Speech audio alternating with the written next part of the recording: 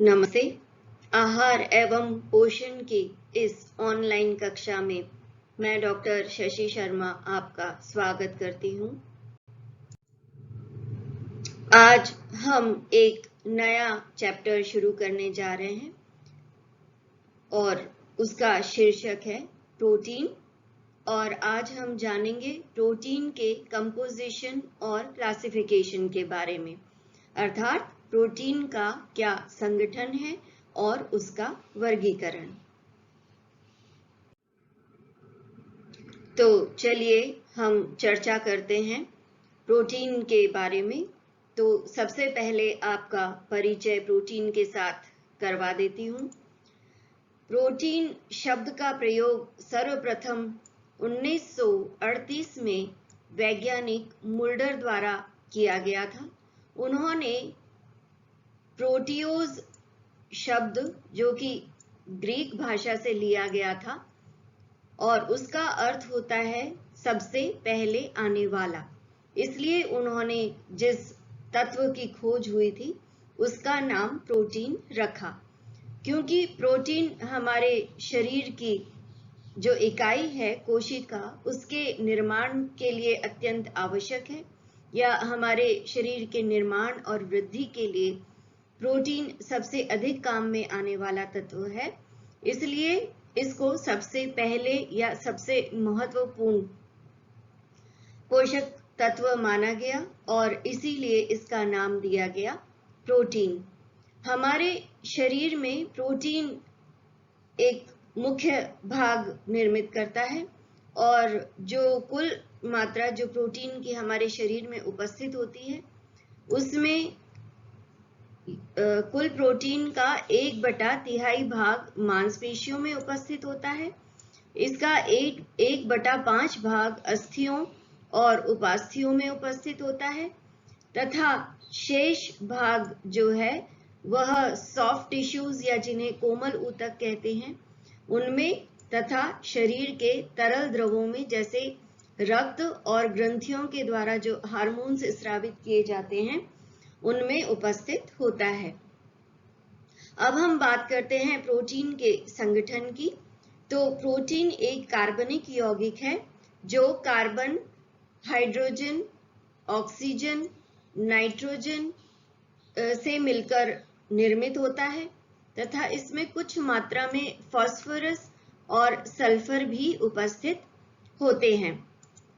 Carbon जो होता है वो किसी भी प्रोटीन के अणु का 50% भाग बनाता है, हाइड्रोजन 7%, ऑक्सीजन 23% तथा नाइट्रोजन जो है वह 16% भाग बनाती है प्रोटीन का। और यह जो वैल्यू है यह किसी भी भोज्य पदार्थ में प्रोटीन की मात्रा निकालने के लिए बहुत महत्वपूर्ण है, क्योंकि किसी भी भोज्य पदार्थ में नाइट्रोजन की मात्रा को ज्ञात किया जाता है और उसके आधार पर कुल प्रोटीन की मात्रा ज्ञात कर ली जाती है। इसमें कुछ मात्रा में फास्फोरस तथा सल्फर भी उपस्थित होते हैं और इनका प्रतिशत है लगभग 0.3 से 0.3% और दोनों का ही समान है 0.3%। प्रोटीन जो है वह एक पॉलीमर है यानी बहुलक है और इसकी जो संरचनात्मक इकाई है वह है अमीनो अम्ल। अमीनो अम्ल जैसा कि नाम से स्पष्ट हो रहा है, जो अमीनो अम्ल होते हैं उनकी संरचना में 2 फंक्शनल ग्रुप होते हैं या क्रियात्मक समूह होते हैं। एक होता है अमीनो समूह जिसे NH2 कहते हैं और दूसरा होता है अम्लीय समूह जिसे COOH कहा जाता है। तो किसी भी प्रोटीन की जब हम बात करते हैं या प्रोटीन अणु की बात करते हैं तो उसमें कई सारे अमीनो अम्ल एक श्रृंखला के रूप में जुड़े होते हैं और प्रोटीन अणु का निर्माण करते हैं। इस प्रकार से अमीनो अम्ल जो है वो प्रोटीन के अणु की इकाई है और एक प्रोटीन में अमीनो अम्ल कुछ से लेकर कई लाख तक की संख्या में भी हो सकते हैं। तो यह था प्रोटीन का संगठन। अब हम बात करेंगे इसके वर्गीकरण के बारे में। प्रोटीन का वर्गीकरण कई प्रकार से किया जाता है। यहाँ मैं आपको 3 प्रकार से जो प्रोटीन का वर्गीकरण अवेलेबल है या उपलब्ध है वह आपको बताऊंगी या एक्सप्लेन करूंगी, जिसमें सबसे पहला जो वर्गीकरण है वह है गुण के आधार पर, अर्थात प्रोटीन की क्वालिटी कैसी है उसके आधार पर प्रोटीन का वर्गीकरण किया जाता है। और इसमें 3 प्रकार के प्रोटीन हैं। पहला पूर्ण प्रोटीन, दूसरा आंशिक पूर्ण प्रोटीन और तीसरा है अपूर्ण प्रोटीन। पूर्ण प्रोटीन सबसे उत्तम प्रकार का प्रोटीन माना जाता है और इसमें जितने भी अमीनो अम्ल जो कि हमारे शरीर के लिए आवश्यक होते हैं वे पर्याप्त मात्रा में उपस्थित होते हैं। अतः पूर्ण प्रोटीन जो है वह सबसे उत्तम क्वालिटी का प्रोटीन माना जाता है। उसके बाद में बात आती है आंशिक रूप से पूर्ण प्रोटीन। इसमें 1 या 2 आवश्यक अमीनो अम्ल की अनुपस्थिति होती है, इसलिए इन्हें आंशिक रूप से पूर्ण प्रोटीन कहा जाता है। इनकी जो प्रोटीन गुणवत्ता है या क्वालिटी है वह पूर्ण प्रोटीन की अपेक्षाकृत कम होती है और इसका उदाहरण है गेहूं और दालें। इसके बाद में आता है अपूर्ण प्रोटीन। अपूर्ण प्रोटीन वह होता है जिसमें 1 से अधिक आवश्यक अमीनो अम्लों की अनुपस्थिति होती है, अतः इसकी जो प्रोटीन क्वालिटी है वह बहुत अच्छी नहीं होती और इसे अपूर्ण प्रोटीन का दर्जा दिया जाता है। मक्के की जो प्रोटीन होती है उसे अपूर्ण प्रोटीन कहा जाता है। आप सोच रहे होंगे कि मैं बार बार आवश्यक प्रोटीन या आवश्यक अमीनो अम्ल शब्द का प्रयोग ले रही हूँ, ये वास्तव में होते क्या हैं? दरअसल अमीनो अम्ल कई प्रकार के प्रकृति में पाए जाते हैं और लगभग इनकी जो संख्या है वह 20 है। कुछ लोग 22 भी बताते हैं और कुछ लोग 24 भी बताते हैं, लेकिन इनमें से कुछ अमीनो अम्ल ऐसे होते हैं जिनका निर्माण हमारे शरीर में या हमारे शरीर द्वारा किया जा सकता है, अतः इन्हें भोजन में ग्रहण करना आवश्यक नहीं है, इसलिए इन्हें अनावश्यक अमीनो अम्ल कहा जाता है। जबकि आवश्यक अमीनो अम्ल वे होते हैं जिन्हें हमारा शरीर निर्मित नहीं कर सकता है, इसलिए इन्हें भोजन के द्वारा पर्याप्त मात्रा में लेना आवश्यक है, नहीं तो इनकी कमी के प्रभाव हमारे स्वास्थ्य पर पड़ने लग जाते हैं। अतः जो पूर्ण प्रोटीन और आंशिक रूप से पूर्ण प्रोटीन या गुण के आधार पर जो वर्गीकरण किया गया है वह इन्हीं आवश्यक अमीनो अम्लों की उपस्थिति के आधार पर किया गया है। आवश्यक अमीनो अम्ल 10 प्रकार के होते हैं और पूर्ण प्रोटीन में ये सभी पर्याप्त मात्रा में उपस्थित होते हैं। आंशिक पूर्ण प्रोटीन में इनमें से 1 या 2 प्रोटीन या अमीनो अम्ल अनुपस्थित होते हैं और अपूर्ण प्रोटीन में कई अमीनो अम्ल या आवश्यक अमीनो अम्ल अनुपस्थित होते हैं, इसलिए यह अपूर्ण प्रोटीन कहलाता है। आपको आगे भी मैं आवश्यक अमीनो अम्ल और अनावश्यक अमीनो अम्ल के बारे में विस्तार से बताऊंगी। अब हम बात करते हैं दूसरे वर्गीकरण की और यह है साधन के अनुसार, अर्थात प्रोटीन को किस स्रोत से प्राप्त किया जाता है उसके आधार पर प्रोटीन का वर्गीकरण किया जाता है। और इसमें 2 प्रकार के प्रोटीन हैं। एक तो प्राणिज प्रोटीन, जैसा कि नाम से स्पष्ट है यह जंतुओं से प्राप्त किया जाता है या प्राणियों से प्राप्त किया जाता है, जैसे अंडा है, दूध है और मीट है, फिश है, सी फूड है, पोल्ट्री है। ये सब क्योंकि जंतु स्रोतों से प्राप्त किए जाते हैं इसलिए प्राणिज प्रोटीन कहलाते हैं। और दूसरा है वानस्पतिक प्रोटीन, यानी जो वनस्पति स्रोतों से प्राप्त किए जाते हैं वे वानस्पतिक प्रोटीन कहलाते हैं, जैसे अनाजों से, दालों से, सूखे मेवों से, तिलहन से या और अन्य जो भोज्य पदार्थ हैं उनसे, जो कि पादपों द्वारा या वनस्पति द्वारा प्राप्त किए जाते हैं, उनमें उपस्थित प्रोटीन वानस्पतिक प्रोटीन कहलाता है। अब हम बात करते हैं एक और जो मुख्य वर्गीकरण है, वह है रासायनिक क्रियाओं के अनुसार। रासायनिक क्रियाओं का अर्थ यह है कि प्रोटीन की जो रासायनिक क्वालिटीज हैं या रासायनिक गुण हैं, उनके आधार पर प्रोटीन का वर्गीकरण किया गया है। इसके अंतर्गत 3 प्रकार के वर्ग बनाए गए हैं। पहला वर्ग है साधारण प्रोटीन, दूसरा वर्ग है संयुग्मी प्रोटीन और तीसरा है व्युत्पन्न प्रोटीन। आइए इन तीनों वर्गों के बारे में हम विस्तार से जानते हैं। तो सबसे पहले हम बात करते हैं साधारण प्रोटीन की। साधारण प्रोटीन वह प्रोटीन होते हैं जिनमें केवल अमीनो अम्ल पाए जाते हैं और ये अमीनो अम्लों के एक श्रृंखला में बंधने पर ये इन प्रोटीन के अणुओं का निर्माण होता है। ये निम्न प्रकार के हैं। पहला एल्बुमिन। एल्बुमिन जो प्रोटीन है वह जल में घुलनशील होता है और इसके अलावा तनु अम्ल में, लवण में तथा क्षार में भी यह घुलनशील होता है और ताप देने पर यह स्कंदित हो जाता है। और इसका उदाहरण है दूध और अंडे में पाया जाने वाला, दूध में पाया जाने वाला लैक्ट एल्बुमिन और अंडे में पाया जाने वाला एग एल्बुमिन इसके उदाहरण है। दूसरा जो प्रोटीन है या साधारण प्रोटीन है वह है ग्लोबुलिन। यह सीरम, मांसपेशियों और मूंगफली में पाया जाता है और यह गोलाकार प्रोटीन होता है। लवण के जो विलयन है उसमें यह घुलनशील होता है लेकिन जल में अघुलनशील होता है। इसके बाद में जो तीसरा प्रोटीन का प्रकार है वह है हिस्टोन और यह न्यूक्लियो प्रोटीन में पाया जाता है और न्यूक्लियो प्रोटीन जो है वो न्यूक्लिक अम्ल के साथ संयुक्त रूप से रहता है। हिस्टोन जो है वह क्षारीय प्रोटीन है और ज्यादातर जो कॉमन विलायक हैं उनमें यह घुलनशील होता है।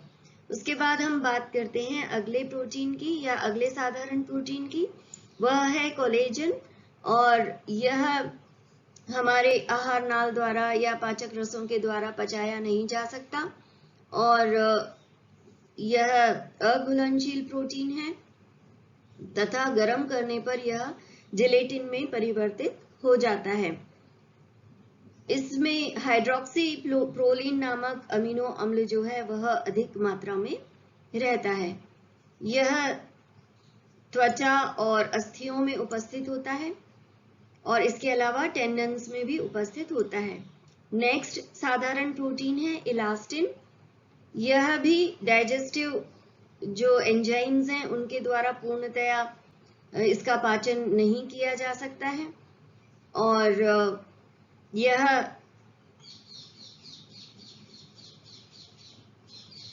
धमनियों की दीवारों में, इसके अलावा टेंडन्स में उपस्थित होता है।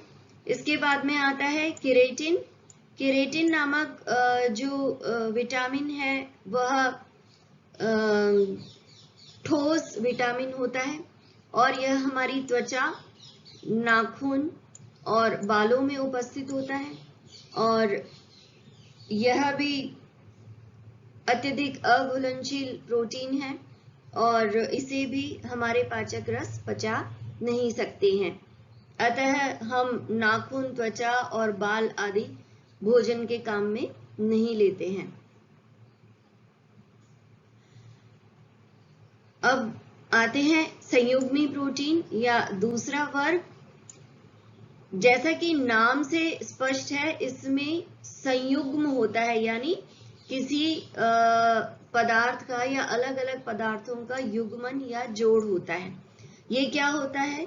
तो संयुग्मी प्रोटीन वे होते हैं जिनमें एक भाग होता है प्रोटीन जो कि अमीनो अम्लों से मिलकर बना होता है और दूसरा भाग होता है प्रोस्थेटिक समूह जिसे कहा जाता है और यह प्रोटीन के अतिरिक्त कोई पदार्थ होता है और इन दोनों के मिलने से संयुग्मी प्रोटीन का निर्माण होता है।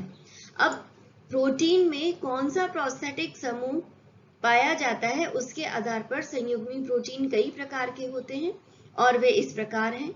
सबसे पहला है न्यूक्लियोप्रोटीन। जैसा कि नाम से स्पष्ट हो रहा है कि इसका संबंध न्यूक्लिक अम्ल से है और जो न्यूक्लिक अम्ल यानी हमारे जो डीएनए आरएनए होते हैं जो कि गुणसूत्रों में उपस्थित होते हैं, उनके निर्माण के लिए न्यूक्लियोप्रोटीन की आवश्यकता होती है। अतः न्यूक्लियोप्रोटीन वे हैं जिनमें प्रोटीन के साथ डीएनए और आरएनए या डीएनए और आरएनए जुड़े रहते हैं, उन्हें न्यूक्लियोप्रोटीन कहा जाता है। इसके अलावा दूसरा जो प्रोटीन है वह है म्यूकोप्रोटीन और म्यूकोप्रोटीन में प्रोस्थेटिक समूह जो होता है वह कार्बोहाइड्रेट होता है जो कि प्रोटीन के साथ संयुक्त होकर म्यूकोप्रोटीन बनाता है।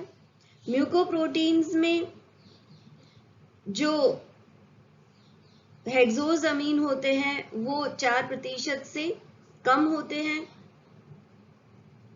और ये पाए जाते हैं सीरम और अल्फा ग्लोबुलिन के रूप में।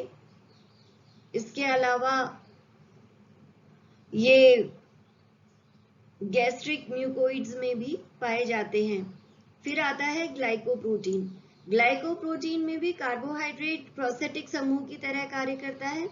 अब यहाँ देखिए म्यूकोप्रोटीन में भी कार्बोहाइड्रेट प्रोस्थेटिक समूह होता है और ग्लाइकोप्रोटीन में भी प्रोस्थेटिक समूह कार्बोहाइड्रेट होता है। फिर इन्हें दो वर्गों में क्यों रखा गया? वह इसलिए रखा गया क्योंकि म्यूकोप्रोटीन में जो हेक्सोज अमीन है वो 4% से कम होते हैं और जो ग्लाइकोप्रोटीन है उसमें हेक्सोज अमीन 4% से अधिक होते हैं और यह भी पाया जाता है अल्फा, बीटा और गामा ग्लोबुलिन के रूप में जो कि सीरम में उपस्थित होते हैं। उसके बाद में अगला संयुग्मी प्रोटीन आता है लिपोप्रोटीन।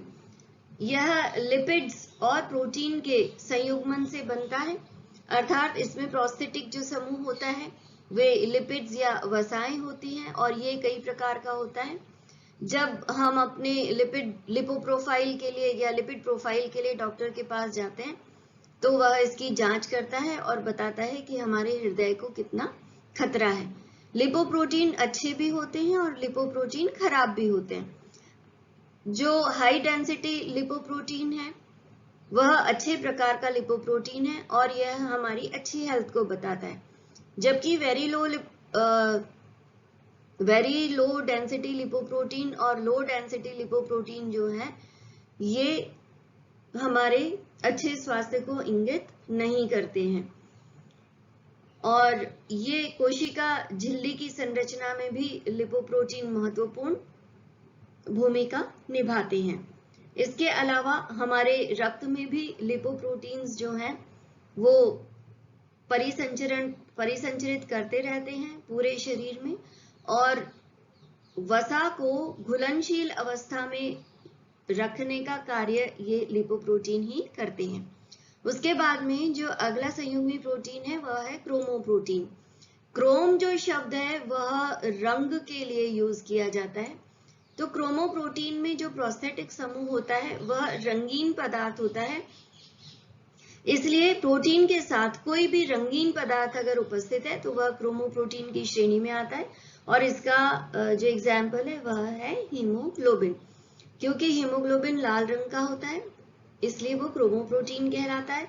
उसके अलावा उस जो विजुअल पर्पल जो हमारी आंखों में पाया जाता है, जो देखने में या दृष्टि में काम आता है, वह पर्पल कलर का होता है, वह भी क्रोमोप्रोटीन का एग्जाम्पल है।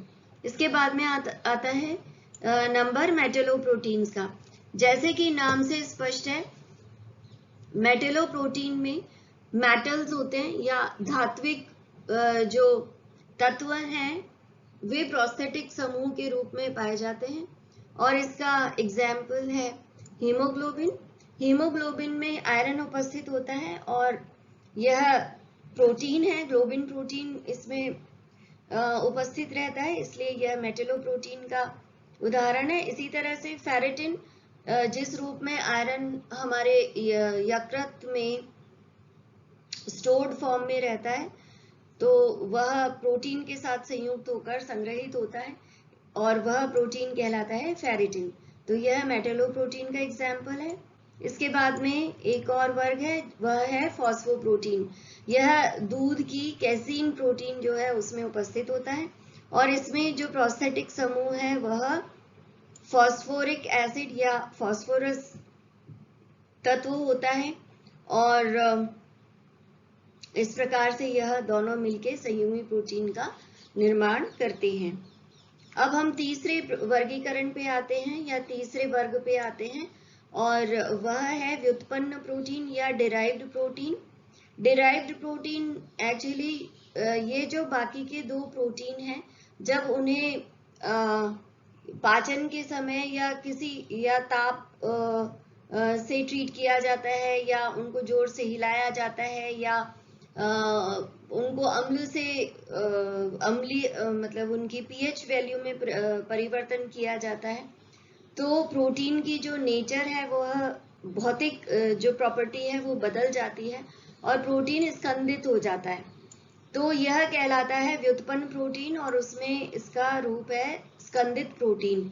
इसका एग्जाम्पल है उबला हुआ अंडा। जब आप कच्चे अंडे को तोड़ते हैं तो वह सेमी सॉलिड होता है, लेकिन जब आप उसको उबाल लेते हैं अच्छी तरह से तो वह ठोस रूप में परिवर्तित हो जाता है। इसी तरह से जब अंडे को फेंटा जाता है तो वह ट्रांसपेरेंट से ओपेक हो जाता है या अपारदर्शी हो जाता है, पारदर्शी से। वह भी स्कंदित प्रोटीन का उदाहरण है। इसी तरह से जो दूध का दही जमता है उसमें लैक्टोबैसिलस जो बैक्टीरिया हैं वो लैक्टोज शर्करा को लैक्टिक एसिड में परिवर्तित कर देते हैं और उनका पीएच कम हो जाता है, जिसकी वजह से प्रोटीन का जो दूध का जो केसिन प्रोटीन है वह स्कंदित हो जाता है और दही जम जाता है। इसके अलावा जब हम भोजन ग्रहण करते हैं तो हमारे आहार नाल में जो प्रोटीन का पाचन करने वाले एंजाइम्स हैं या पाचक रस हैं, वे प्रोटीन का विघटन करके और अपेक्षाकृत उनको छोटी श्रृंखला में परिवर्तित कर देते हैं, जिन्हें पॉलीपेप्टाइड्स कहा जाता है। और ये जैसा कि आपको बताया जलीय विघटन से प्राप्त प्रोटीन है। इस प्रकार से रासायनिक क्रियाओं के आधार पर वर्गीकरण पूरा होता है। हमने पढ़ा है साधारण प्रोटीन, संयुग्मी प्रोटीन और व्युत्पन्न प्रोटीन। मैंने आपको विस्तार से इसकी जानकारी दे दी है। आपने यह वीडियो बहुत ध्यान से सुना, इसके लिए आपका बहुत बहुत धन्यवाद। और अब अगले टॉपिक के साथ मैं पुनः उपस्थित होंगी। नमस्ते।